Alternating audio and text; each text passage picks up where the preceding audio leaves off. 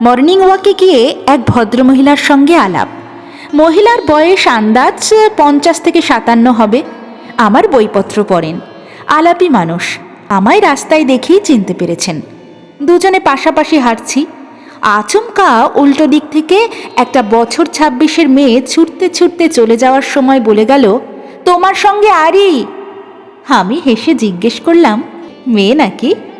ভদ্রমহিলা একমুখ হেসে বললেন, হ্যাঁ মেয়েই বলতে পারেন, সম্পর্কে হবু বৌমা। আর বলবেন না, সবই আমার কপাল, পুরো পাগলি একটা। আমি তো পুকাইকে বলি, তুই খুঁজে খুঁজে ওই পাগলিটাকে পছন্দ করলি। আমি ভদ্রমহিলার মুখের দিকে তাকিয়ে দেখলাম মুখের প্রতিটি শিরায় নরম আদর মাখামাখি খাচ্ছে। প্রশ্রয়ের আদরে ঢেকে দিচ্ছেন সম্পর্কের সুতোটাকে। হেসে বললেন, মাঘে ওদের বিয়ে। আমাদের বাড়ির নিয়ম, অষ্টমঙ্গলার পরের দিন নতুন বৌমা অন্তত 50 জনের রান্না করে সকলকে পরিবেশন করে খাওয়াবে।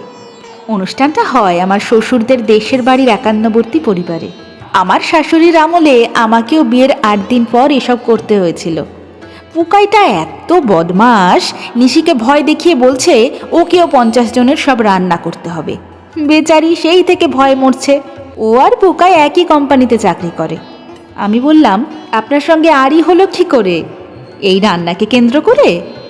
ভদ্রমহিলা হেসে বললেন, হ্যাঁ এই রান্নাকে কেন্দ্র করে। বেচারি গতকাল এসেছিল আমার কাছে রান্না শিখতে। নিশির মা মারা গেছে বছর 2 আগে, তাই আমাকেই নাকি রান্না শেখাতে হবে ওকে। সারা সপ্তাহ অফিস করে রবিবার রবিবার ও আসবে রান্না শিখতে। আমি বলেছি, যা ভাগ, আমি পারবো না। তাই আমার সঙ্গে আড়ি করেছে। আমি বললাম, শিখিয়ে দিলেই তো পারতেন। মহিলা মুচকি হেসে বললেন, শিখিয়ে দিয়েছি তো, ঘন দুধের চা করতে। 50 জনকেও চা করে খাওয়াবে, সঙ্গে পাঁপড় ভাজাও চলতে পারে বড় জোর। ও যেটা পারে সেটাই খাওয়াবে রিলেটিভসদের। এমন কোথায় বলা আছে যে পঞ্চব্যঞ্জন রেঁধে খাওয়াতে হবে? নতুন বউয়ের হাতের রান্না খাওয়াতে হবে, তাই নিশি চা খাওয়াবে, ব্যাস। বিরক্তির গলায় বললেন, যত সব ভুলভাল নিয়ম, বুঝলেন? বিয়ে হতে না হতে বৌমাকে জব্দ করার পদ্ধতি এসব।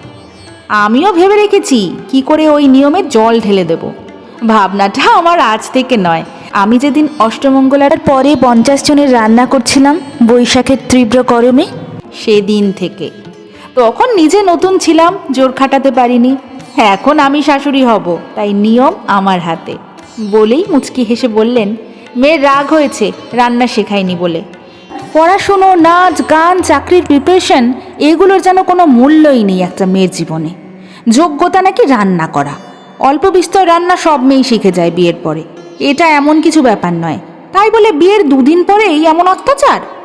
আমি বলেছি, পুকাই আর তুই একই অফিসে জব করিস, একই যোগ্যতা তোদের। পুকাই যেভাবে থাকবে তুইও সেভাবে থাকবি।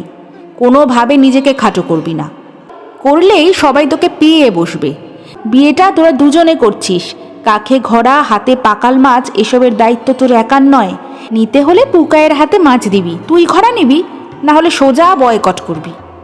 নিশি ভয় ভয় বলছে, তোমার কি আমার বিয়েটা পণ্ড করার ইচ্ছে না কি বলো তো? আমি বলেছি, বিয়েটাকে শুধু মনের বন্ধন করার ইচ্ছে, নিয়মের বেড়াজাল নয়।